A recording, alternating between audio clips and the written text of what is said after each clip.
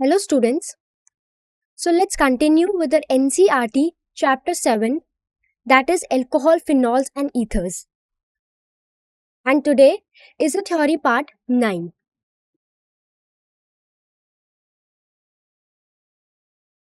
This is the disclaimer.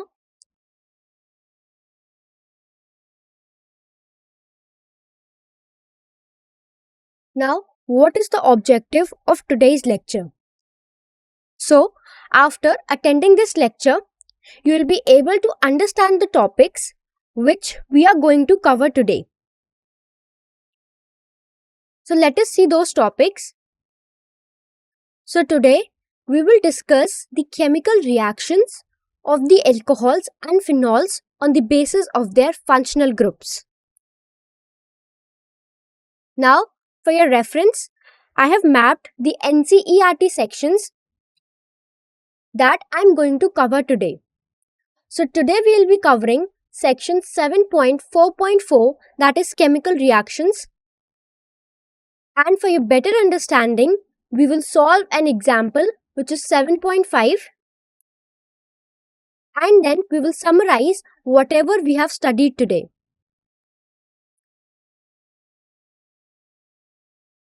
Okay, so let's begin with today's lecture. So first we will be studying about the reactions of phenols. So first let us see about electrophilic substitution reaction.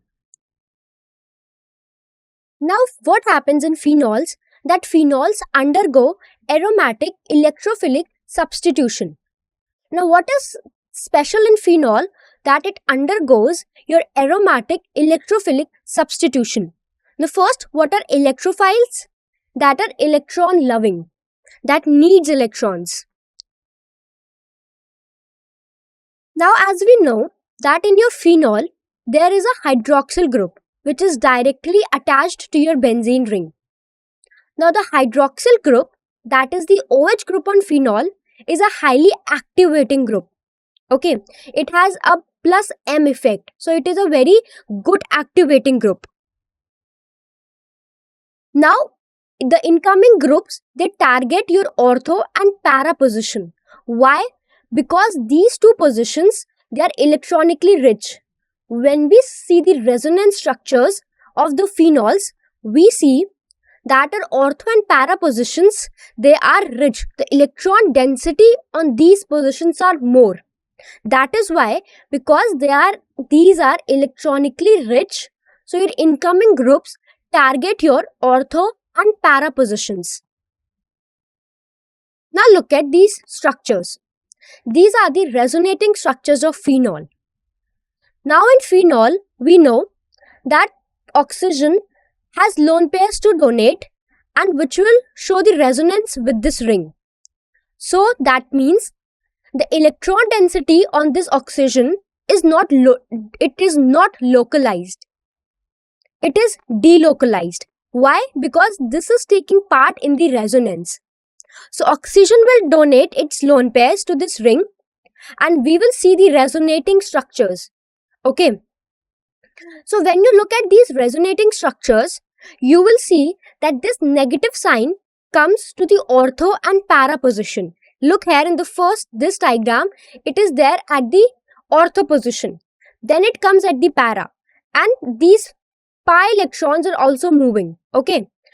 And again see here, it comes at the ortho position.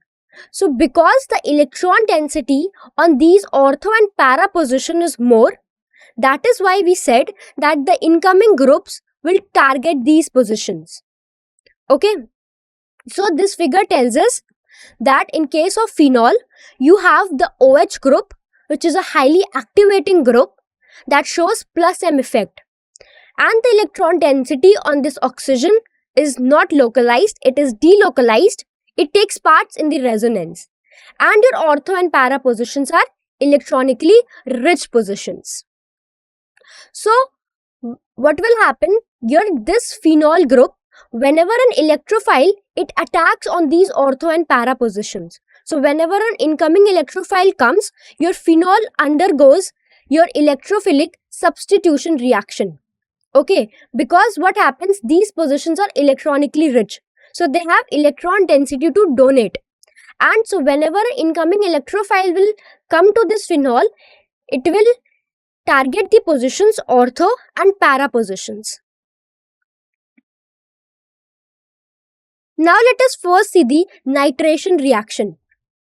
So when we talk about nitration reaction, then there must be some NO2 group that gets attached to your phenol, because we are studying about phenol only. So from where will that NO2 group come? Let's see the reaction. So when I talk about nitration reaction, then phenols, they undergo your nitration with dilute nitric acid, that is HNO3. Here the nitric acid is dilute and the temperature is 298 Kelvin. Now this yields a mixture of two products. So whenever your phenol will undergo nitration, it will yield two products, that is a mixture of orthonitrophenols and paranitrophenols. So in orthonitrophenols, your NO2 group will be ortho to your hydroxyl group. And in paranitrophenols, your NO2 group will be para to the hydroxyl group, that is OH group. So you get a mixture of both. Now look at this reaction. You will see a phenol, and when you treat it with dilute HNO3, that is nitric acid, at 298 Kelvin, you'll get two products. So first one you will see, it is orthonitrophenol. NO2 is ortho to OH. Next product you will see is paranitrophenol, because this NO2 group is para to this hydroxyl group. So you are getting mixture of two. Now what if you want to separate this mixture? You only want to get one of these products. So you have to separate this mixture. So how we will do that? So these ortho and para isomers, they are effectively separated through steam distillation process. So there is a process which is called a steam distillation process, by which you can effectively separate these two isomers. Now let us discuss that what happens in this steam distillation process and how we can separate the mixtures. Now your steam distillation, it separates your compounds based on their volatility. Okay, so it is separating based on your volatility. That means first we will see that whose boiling point is more. Okay, orthonitrophenol or paranitrophenol. First we will check the boiling point. Whose boiling point will be more? That will be less volatile.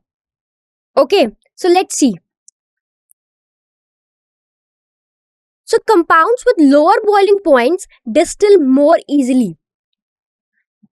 So when your compound will have a lower boiling point, that means the molecular interactions can be weaker in that compound. So because the molecular interactions are weaker, you have to provide only less energy for the molecules to separate out. So if you are providing less energy, that means the boiling point is lower. So the compound which will have a lower boiling point will distill more easily. So this process is depending upon your intermolecular forces between the molecules. So we will talk in terms of intermolecular forces. So we will see in orthonitrophenol and paranitrophenol which one will have stronger intermolecular forces.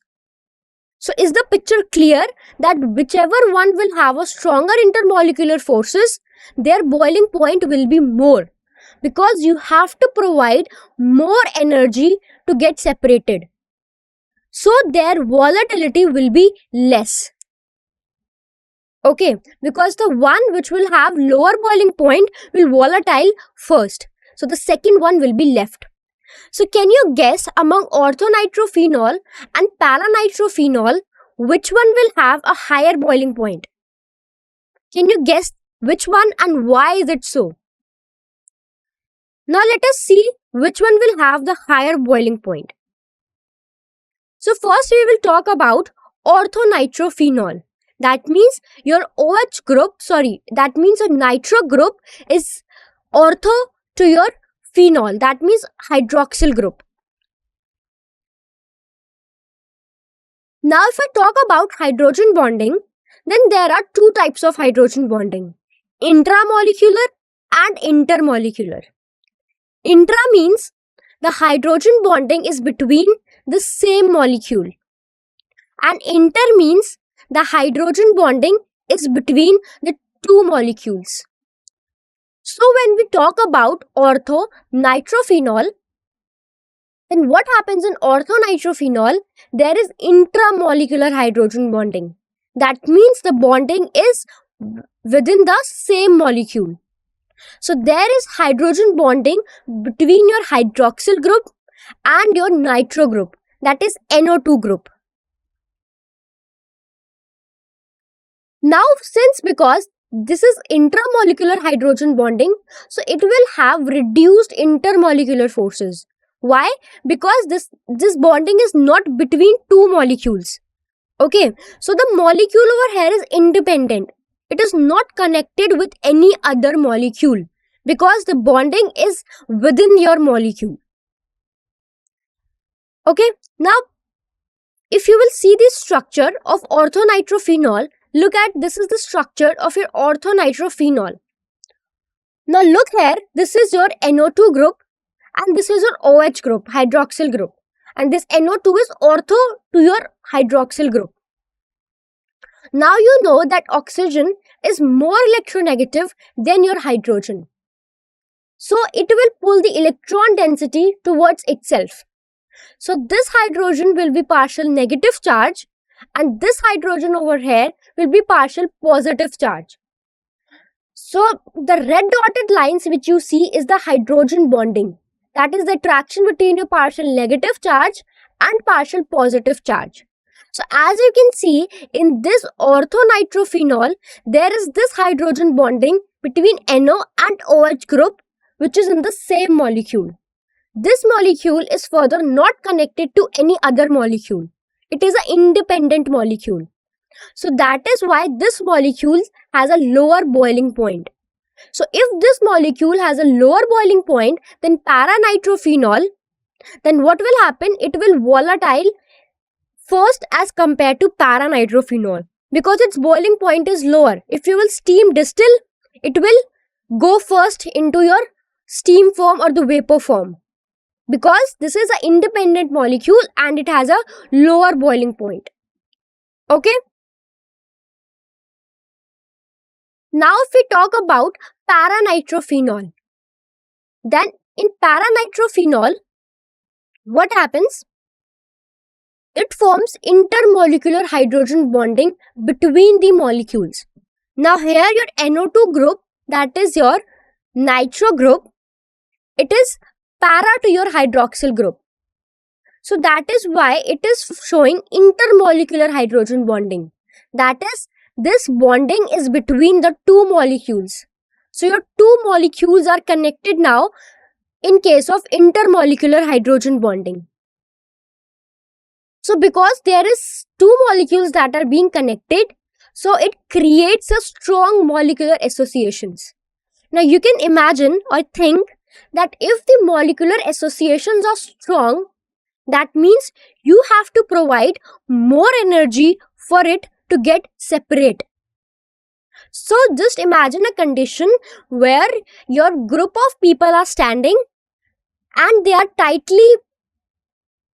hands are tightly connected with each other. They are tightly holding each other's hand. So if they are tightly holding each other's hands, you have to provide more energy to them to get separated, to get separate out. And if they are loosely holding their hands, then you have to provide only less energy to them to get separate out. So in case of paranitrophenol, it is tighter. They are tightly closing their hands. They are tightly holding each other's hand. So in case of paranitrophenol, because your molecular associations are strong, so you have to provide more energy. Now because you are providing more energy, so the boiling point of para-nitrophenol will be more in case of as compared to orthonitrophenol, because para-nitrophenol has stronger intermolecular forces. So if the boiling point of para-nitrophenol is high, then what happens? Its volatility will be less as compared to orthonitrophenol. Okay, so if you want to separate the mixture of para-nitrophenol and orthonitrophenol, you can steam distill it, because our boiling point of para-nitrophenol is more as compared to the orthonitrophenol because of the stronger intermolecular forces in para-nitrophenol. So your volatility of your orthonitrophenol will be more as compared to para-nitrophenol. So your ortho isomer will steam distill first and you'll get your para-nitrophenol. So this is how you can separate your two isomers, that is ortho and para. So this was when we studied nitration with dilute HNO3. Okay. Now what we will see, that here the phenol is reacting with concentrated HNO3. In previous case, it was dilute condition. Your nitric acid was in diluted form. But here it is in concentrated form. So the phenols, it will react with your concentrated nitric acid through your electrophilic aromatic substitution. Because we know that on phenol there is OH group, that is highly activating group, and it has a plus M effect. So because of the OH group being the highly activating group, and we know that because of the resonance structures, the electron density on your ortho and para positions are more. So that is why your incoming groups will attack on these ortho and para positions. So here, in case of nitration, your NO2 group will come and attack at the ortho and para positions. So what will happen in this reaction? You will get 2,4,6 trinitrophenol. So here you will see that 3 NO2 groups are attaching to your phenol. Now if you look at this reaction, then you have your phenol and you have concentrated HNO3. So now see here, 3 NO2 groups are attaching to this ring. These 2 NO2 groups are ortho to this hydroxyl group, and this NO2 group is para to this hydroxyl group.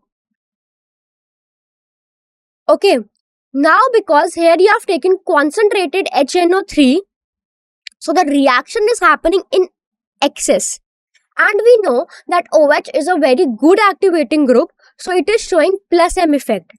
So that is why you will see that the reaction is happening in excess and 3 NO2 groups are attaching. So it is 2,4,6 trinitrophenol. See the numbering 1, 2, 3, 4, 5, 6. So at 2, 4 and 6 position, your NO2 group is attaching to this ring. Now this 2,4,6 trinitrophenol is also called as picric acid.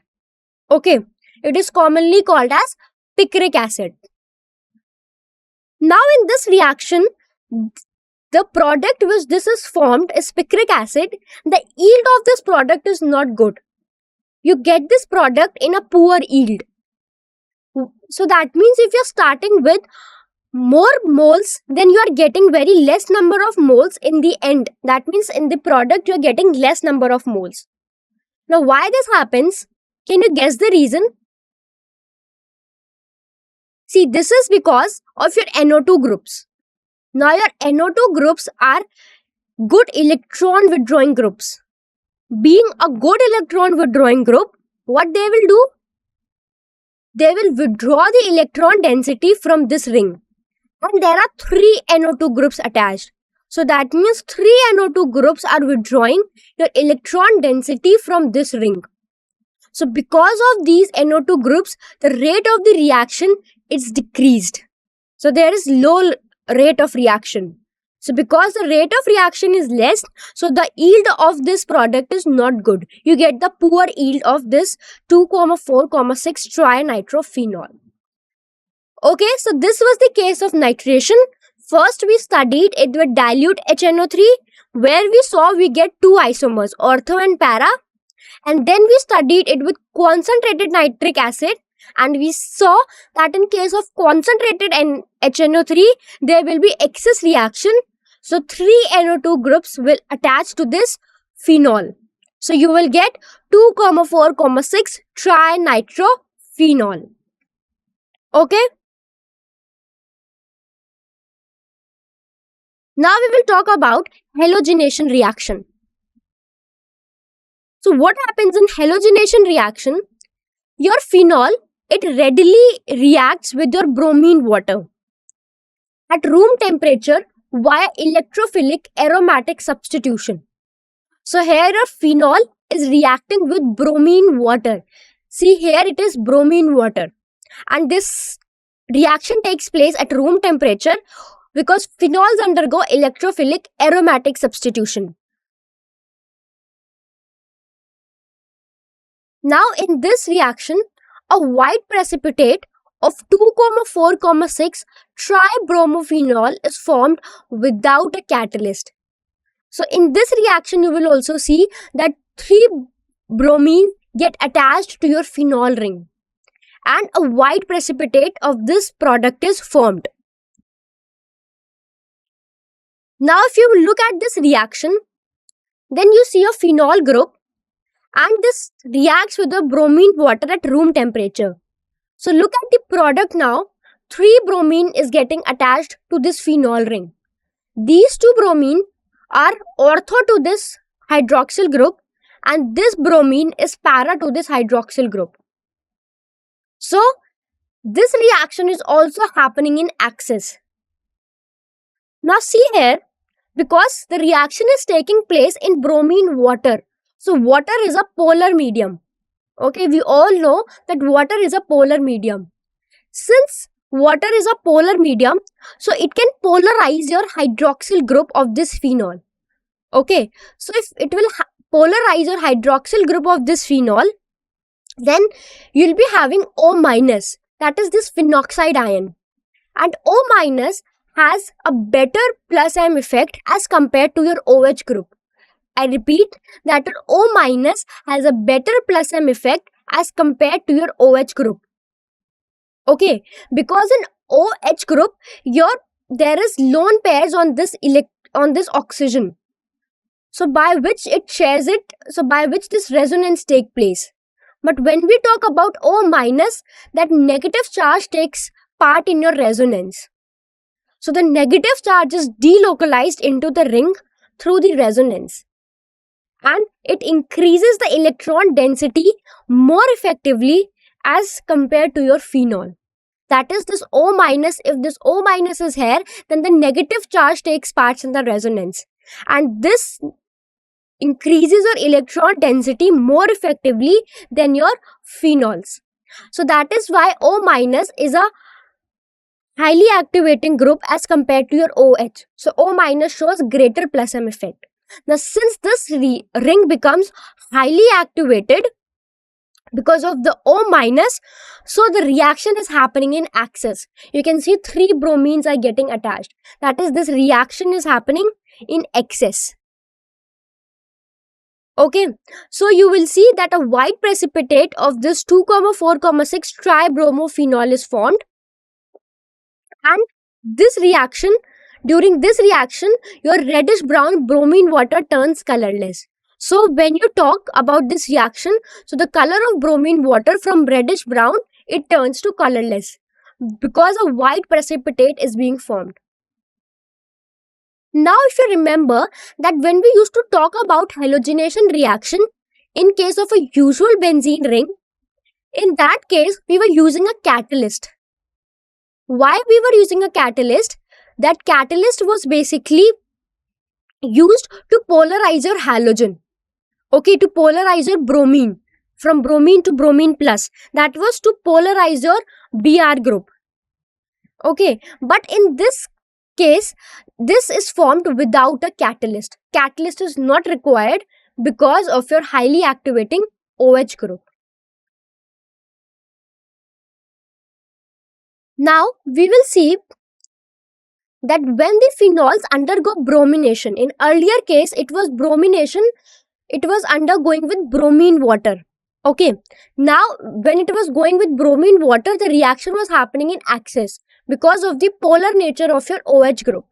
But now in this case, the phenol will undergo bromination in the presence of non-polar solvent. So the solvent should be non-polar, like CHCl3 or CS2. And this reaction takes place at low temperatures. So in this case, your monobromophenols is formed as primary products, because here this is non-polar solvent. Your solvent does not participate in the reaction because of its polarity. It is non-polar. Now look at this reaction. In this reaction, your phenols react with, it undergoes bromination in presence of a non-polar solvent. Usually you will see CS2, and the temperature is low, that is 273 Kelvin. So you get two products. That is, in first product, your bromine is ortho to your hydroxyl group, and in second one, your bromine is para to the hydroxyl group. So you are getting two product, but one is minor over here and other one is major over here. So can you guess that why the first one is minor over here? The first one is minor because of your steric hindrance factor. Because the size of the bromine is large, so there will be repulsion between OH and bromine groups. There will be a steric factor. So that is why this is minor. And if you look at the second one, then in that case bromine is at ortho position. So the steric repulsion factor is decreased in this case. So that is why you get a major product. And this reaction also takes place without any catalyst.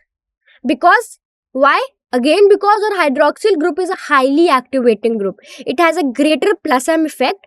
So this hydroxyl group, it polarizes your bromine group. That is, this hydroxyl group polarizes your this bromine group, that is this Br group. So that is why you do not additionally require any catalyst. But when we talk about usual benzene, in that, in halogenation reactions, we see a catalyst, that is like FeBr3, because it was used to polarize your bromine. And here you already have a highly activating group, so your bromine is already polarized. So you don't need to add any additional Lewis acid into this reaction. Okay, is this clear? So when you will do with bromine water, the reaction will be in excess. But when you will do with bromine in presence of a non-polar solvent, then two products will be formed, ortho and para. And your ortho one will be minor because of steric repulsion factor.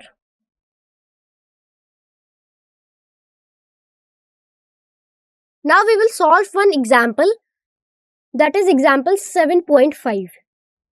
So first let's read the question. The question is saying, write the structures of the major products expected from the following reactions.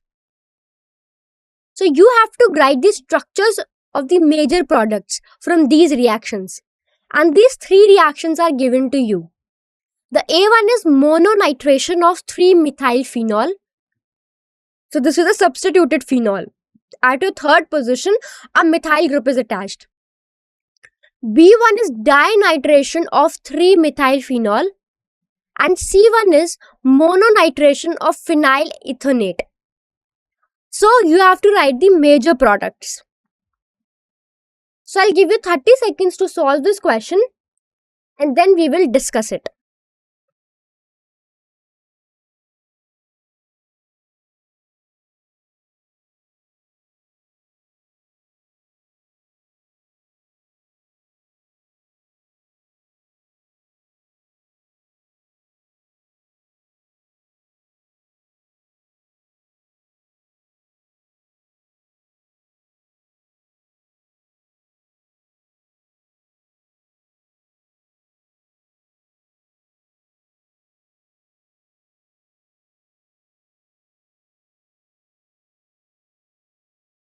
Okay, so let's see the solution now.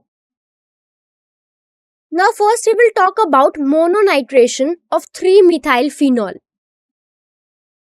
So here there will be combined influence of your OH group as well as the CH3 group that will determine the position of incoming group.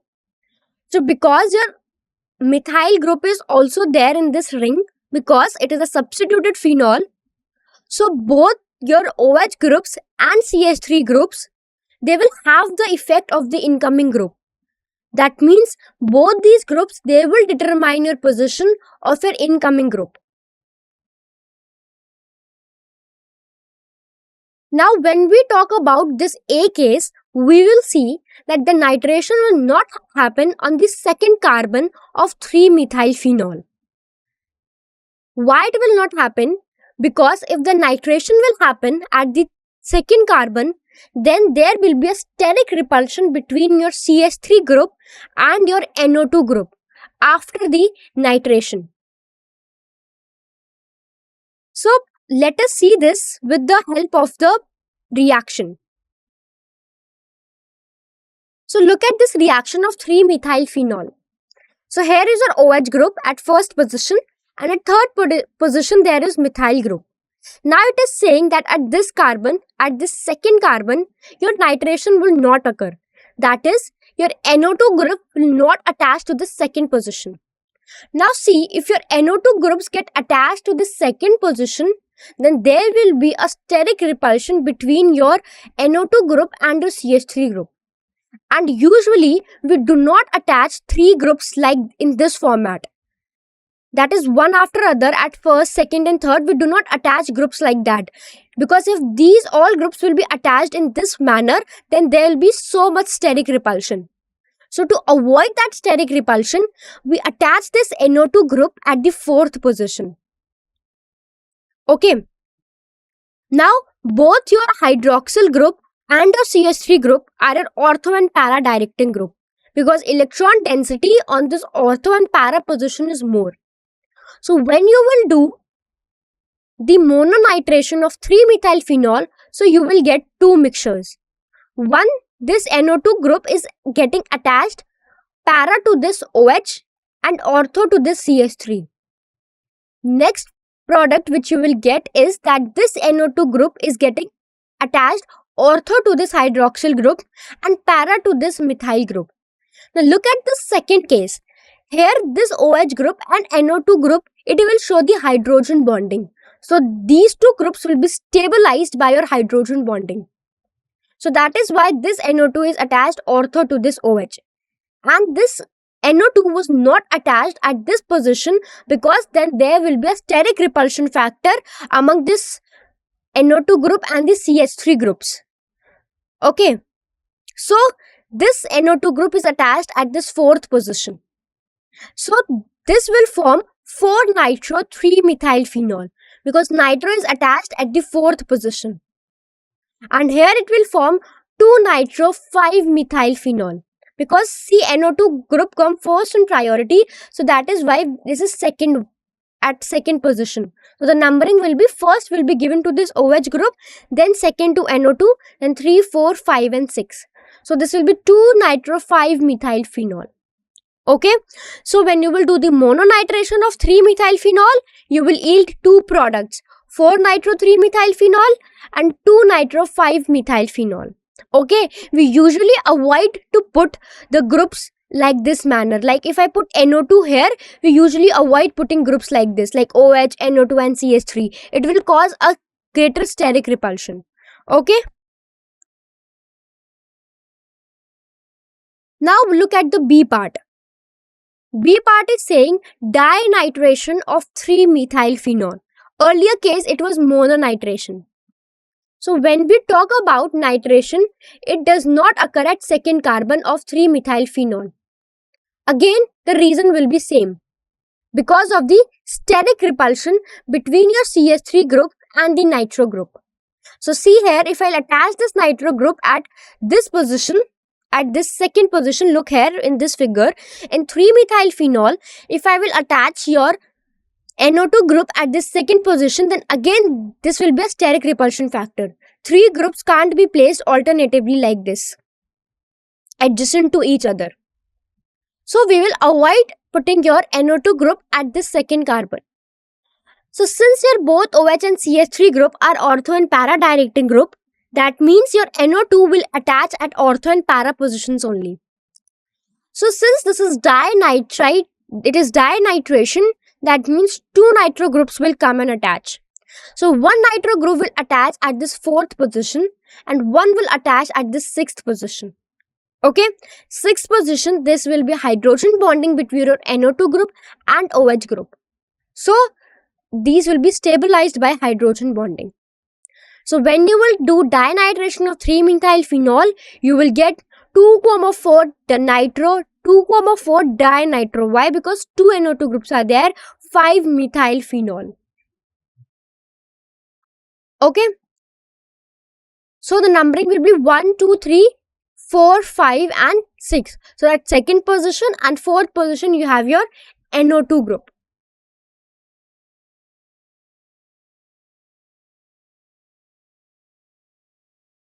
Next one is mononitration of phenyl ethonate. Now what happens in phenyl ethonate? You have your acetate group, that is OC double bond or CH3 group. Now this acetate group is a weakly activating group. Because the oxygen over here, it will take part in resonance with this ring also and with this oxygen also. Okay, that's 50% with this oxygen and 50% with this ring.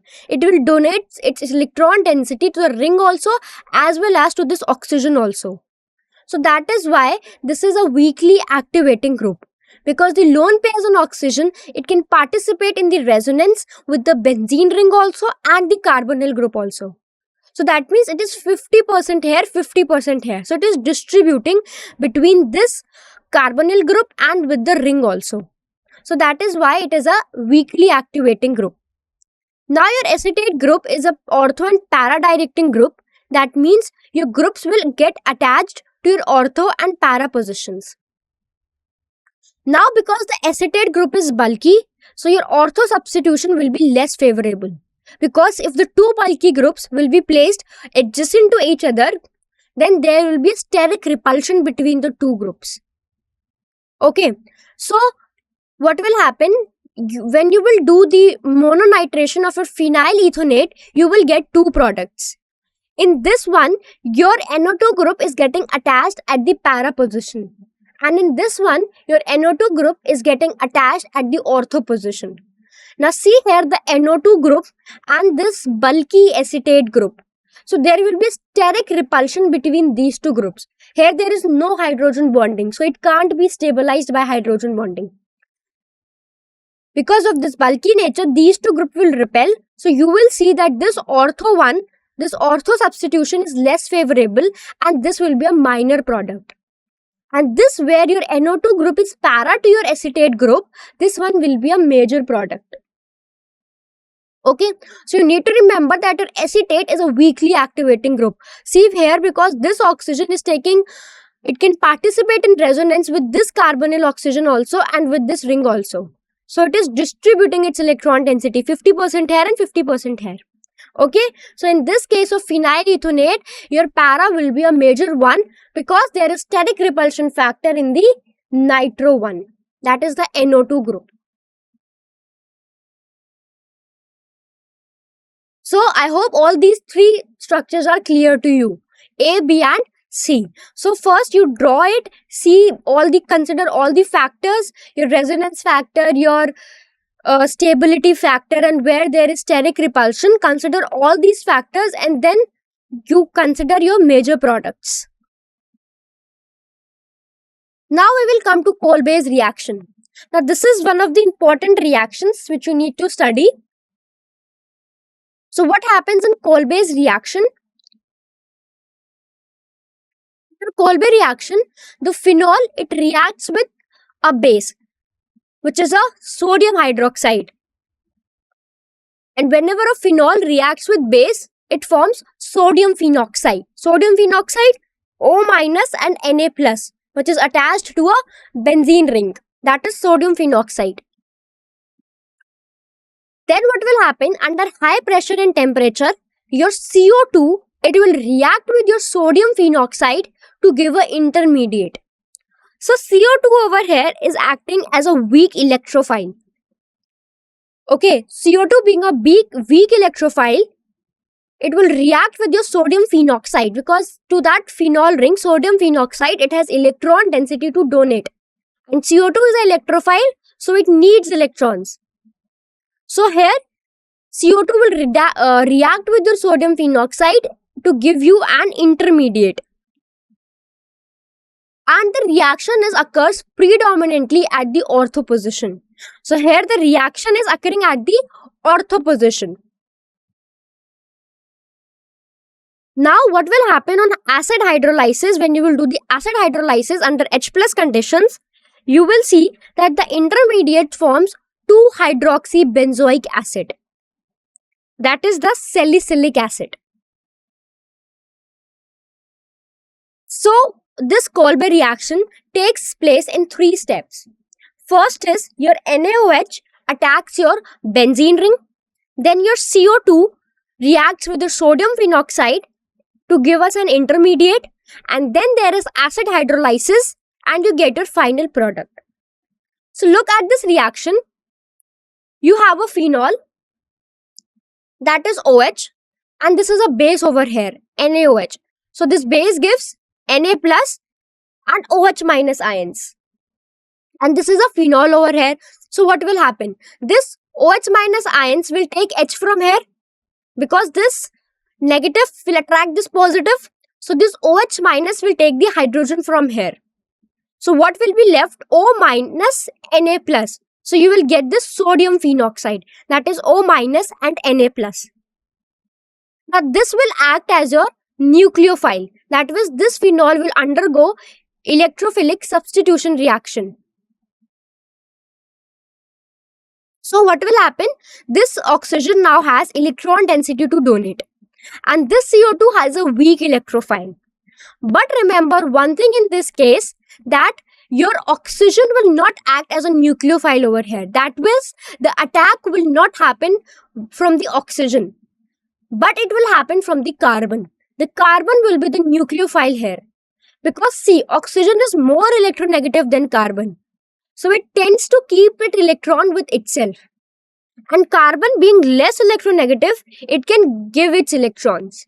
So the nucleophilic attack will not happen from oxygen, but it will happen from carbon. So here this will be O minus and Na plus.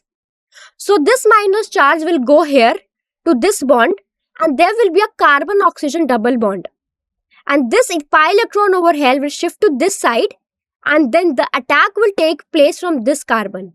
And to your this carbon over here, look at the cursor on the screen, this carbon over here, to this carbon your CO2 group will attach. Now the CO2 is a weak electrophile group because I told you that O minus over here is a highly activating group.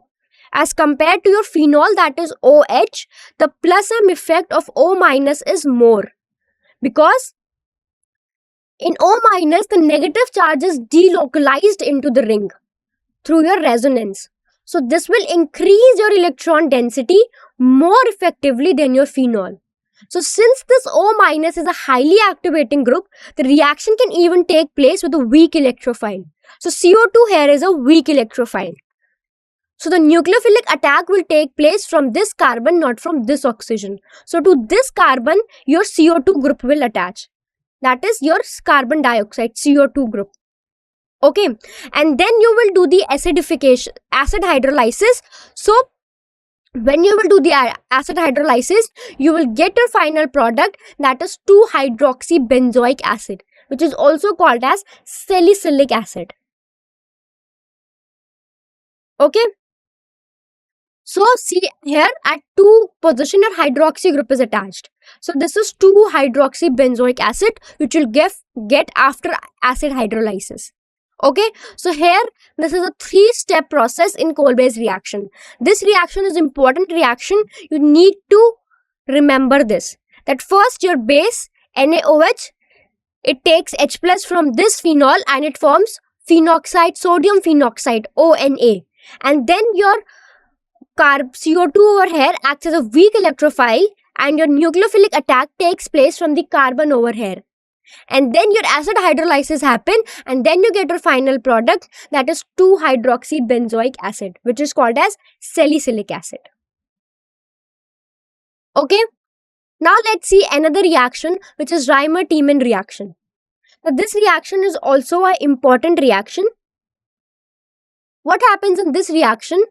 In this, first phenol is treated with chloroform. So first you take a chloroform and phenol is treated with this chloroform in aqueous NaOH to form a substituted phenoxide ion. So first there will be a phenol. When you react that phenol with NaOH, you get a phenoxide ion. And to that, an intermediate is being formed in this Reimer-Tiemann reaction. Let us look towards it. On the acid hydrolysis of this phenoxide ion, your salicylaldehyde is being formed. So, this reaction now involves the formation of a carbene intermediate, which is CCl2. So, when this reaction will take place, a carbene intermediate will be formed in this reaction. Now, look at this process. What happens? That first, this is your phenol, that is OH, and here you have aqueous NaOH, that is a base. So again this H plus, what will do, its H plus will take this OH will take this H plus from here and it will form sodium phenoxide, that is O minus and Na plus. Now first when you take this chloroform, that is to the carbon, your 3 chlorine groups is attached and 1 hydrogen. Then OH minus takes one of the hydrogen and on the carbon there are 3 chlorine groups and a negative charge. So then forms the intermediate, that is carbene intermediate, that is CCl2. Okay, in this carbene intermediate there are 6 electrons that is present. Now this carbene intermediate will react on your sodium phenoxide, that is O minus and Na plus. Now again the nucleophilic attack will take place from this, not from this oxygen but from this carbon, because this oxygen is more electronegative than this carbon. Okay, so the attack will take place from this carbon and your CHCl2 will get attached to this carbon. Okay, so this is the intermediate which is formed in this reaction, that is the sodium phenoxide, and to this CHCl2 is attached. Now when you will treat it with a base, that is NaOH, then this CHO group is formed at this ortho position. Okay, and further when you will do acid hydrolysis, you will see that your salicylaldehyde is formed, that is this aldehyde group is there at this position. So this is a Reimer-Tiemann reaction. Okay, in Reimer-Tiemann reaction, your phenol is first treated with the CHCl3 and aqueous NaOH. So you get this intermediate, and remember the nucleophilic attack is from this carbon, not from this oxygen. Okay, and when you treat with a base, that is NaOH, then what will happen? Your water will leave and your CHO is formed. That is this aldehyde group. And when you will do the acid hydrolysis, your salicylaldehyde is being formed. That is this OH group and that is this aldehyde group over here. Okay, and in this reaction, your carbene, it involves the formation of a carbene intermediate, which has the 6 electrons. So this is the Reimer-Tiemann's reaction. The Kolbe's reaction and this Reimer-Tiemann reaction are 2 important reactions. So you need to remember these reactions. Now we will see the reduction and oxidation. So first is the reaction with zinc dust. So when your phenol, it is converted to benzene on heating with zinc dust. When you will treat your phenol with zinc dust, it gets converted to your benzene. So this is your phenol, and this is when you treat it with zinc dust, your zinc oxides gets out and your benzene is left. So from this phenol, when do it with zinc dust, you get this benzene as well as zinc oxide. Now when you do the oxidation of phenols, then the strong oxidizing agents like your chromic acid, these oxidize the phenol to benzequinone. So phenol is being oxidized to benzequinone. If this is your phenol, when you treat it with a strong oxidizing agent like chromic acid, then it is oxidized to this benzoquinone. This is the structure of this benzoquinone, that there is this carbon double bond oxygen are attached. This is the structure of benzoquinone. And in presence of the air, the phenols are slowly oxidized to dark colored mixtures, that is the quinone structure. So whenever there is presence of air, so your phenols are oxidized to this dark colored mixtures of quinones. This is the structures of the quinones only, where there is carbon double bond oxygen here and here. Okay, so when you treat it with zinc dust, it forms a benzene and it forms zinc oxide. And when you do the oxidation of phenols under strong oxidizing agents like chromic acid, your phenols oxidize to benzoquinone. Now we will summarize whatever we studied in this lecture. So first we saw that phenols, it shows the electrophilic substitution reaction. Because the OH group is a highly activating group, it has a greater plus M effect. And because in the resonance structure we see that the electron density is more on the ortho and para positions. So the incoming groups target your ortho and para positions. So it is a highly activating and ortho para directing. Next we talked about nitration. In nitration we see that when you do it with dilute HNO3, it gives you two products, that is orthonitrophenol and paranitrophenol.